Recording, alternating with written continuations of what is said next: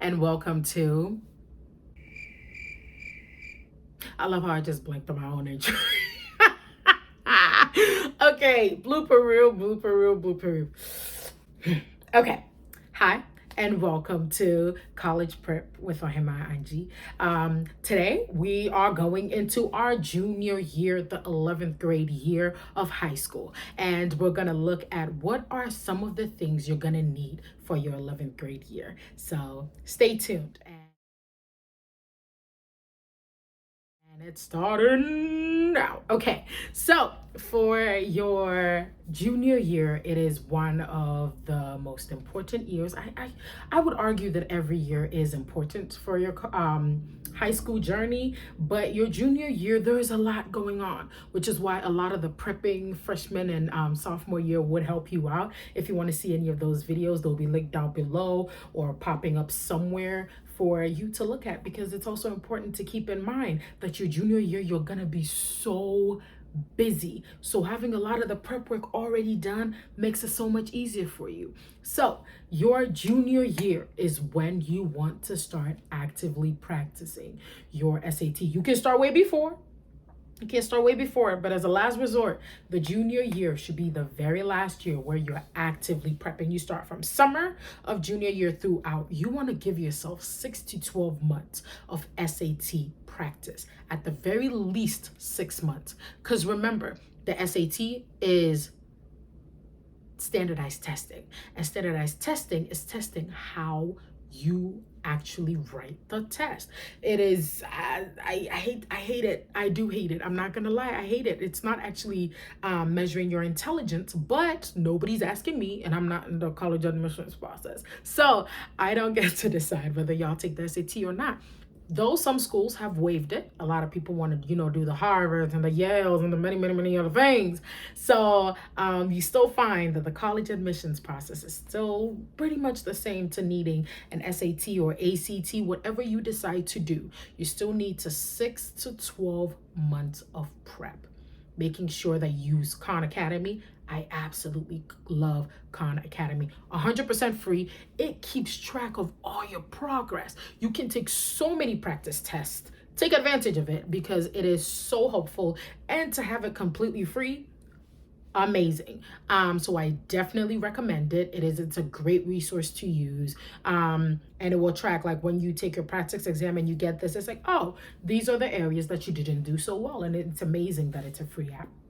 And other things to keep in mind, start going to college fairs, whether online or in person. Now, because of COVID and various other things, there have been a lot of college fairs online. All you got to do is Google. Google is your best friend. I keep trying to tell y'all, Google is your best friend. You just Google it and you will find it, because being able to go into a room with admissions is so helpful. You get to know what is that school actually looking for that they don't necessarily put on their website. I know people who went to in-person college fairs and got scholarships just based on bringing your resume. Oh, also bring your resume along when you're going to these college fairs, especially towards the end of your junior year. That is what your college is going to see anyway. That your transcript and your resume are what your college is going to see when you apply, if you decide to apply the summer through fall semester of your senior year anyway. So bring it with you when you're going, because you never know. I know people who got full funding just from admissions being like, oh yeah, I know, we want you. We really want you because this is amazing. This is amazing. You understand?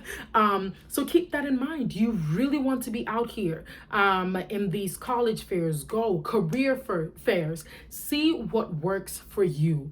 Going to these does not mean you need to write your email down for every college, because trust me, you're gonna get tired of it.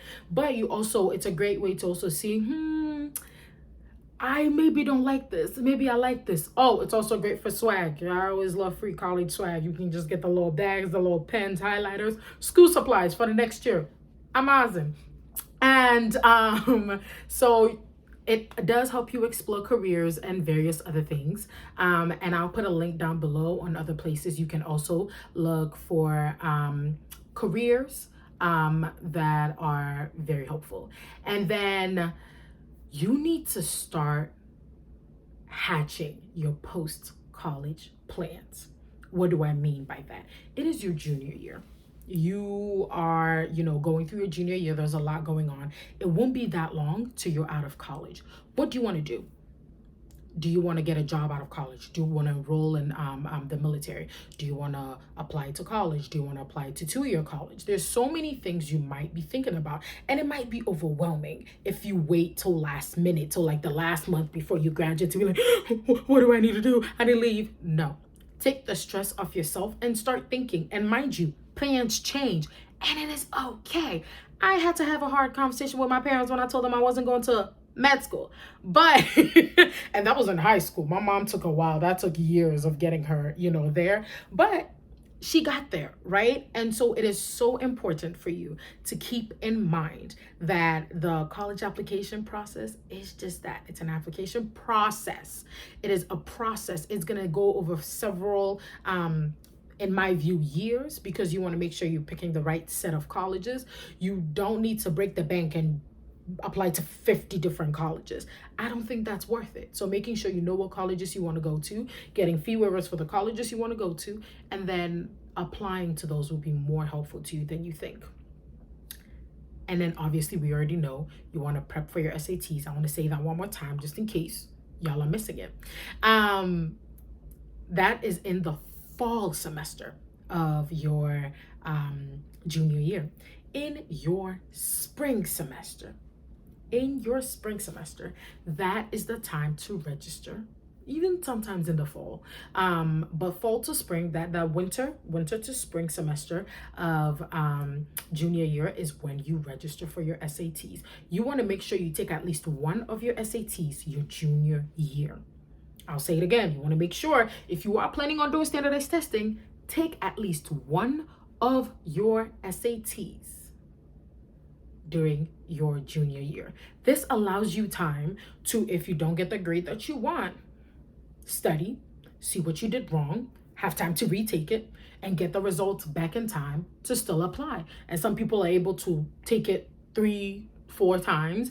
If they take it early enough, I think 4 might be excessive, but whatever works for you. And which is why this process is important. If you do it early enough, you have a lot more leeway. You can relax, not necessarily relax, but you're able to take your time to study and do the very best you can without heckling. Because right now you're still keeping up your grades. You're still doing after school activities. You're doing your sports. You have a lot going on. You are a growing human being with a life. If you're not me, you're probably out here with your little booth thing or whatever. So you have a lot going on in your life. So it makes it easier if you have a process and you have time so that you can still be a student. You can still enjoy being a teenager and enjoying your high school career and, going to your dances and whatnot if you have a process that you're working with.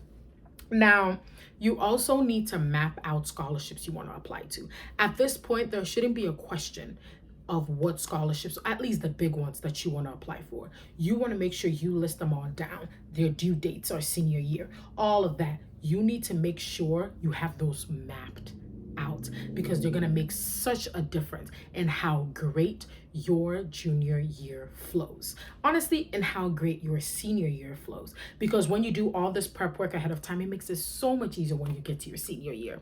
So you need to map out deadlines. Another scholarship that you actually have to apply during your junior year, I'm gonna give y'all a little input of a scholarship, is the Cameron Impact Scholarship. A lot of money, a lot of beautiful money. We love free money. Don't we love free money? So that'll be linked below or somewhere. I haven't figured out what I'm doing yet. But it will be linked below. It's a scholarship you apply during your spring semester junior year. You do have to be a U.S. citizen. I'm sorry if you're not, but you do have to be a U.S. citizen to apply. And the Cameron Scholarship is an amazing scholarship. It's very competitive. So you need to make sure, all those freshmen, sophomore, which you can go back and watch, your videos, you go back, you review your grades, your after school activities are all on point. So the junior year, you don't have to worry about senior year scrambling to complete anything because you already have all the things done throughout your junior year where you're even in leadership positions, which show your leadership because you've been in these clubs since freshman year. So you have room to be a leader during your junior and senior year. Another thing is, you need to set up your Common App, especially around May, set up your Common App.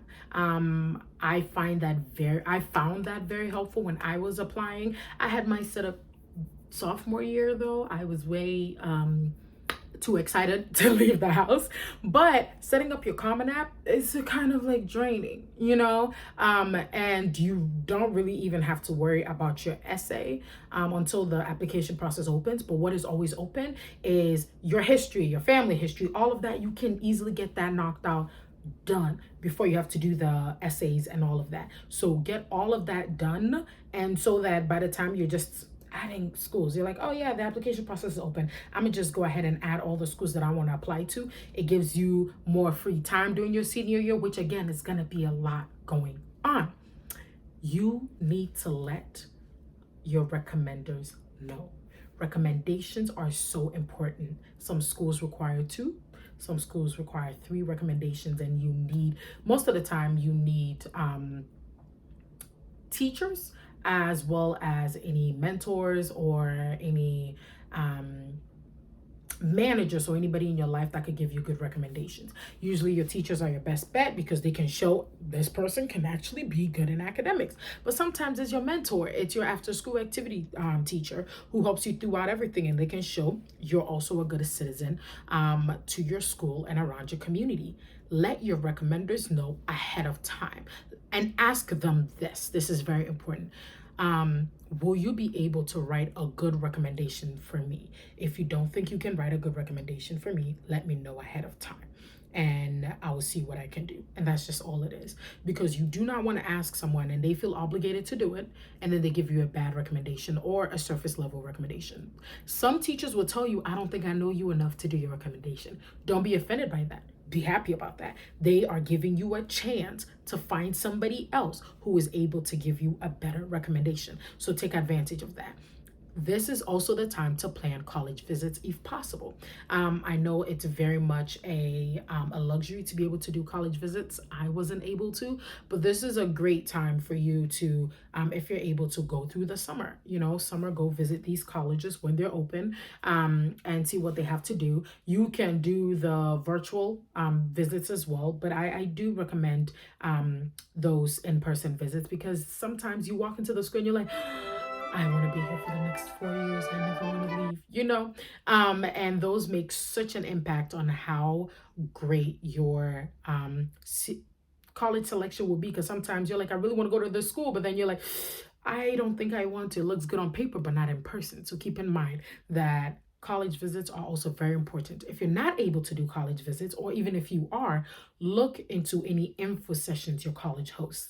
This is a great place for you to ask all the questions that are unanswered. Reach out to admissions if you need to. Make sure to ask.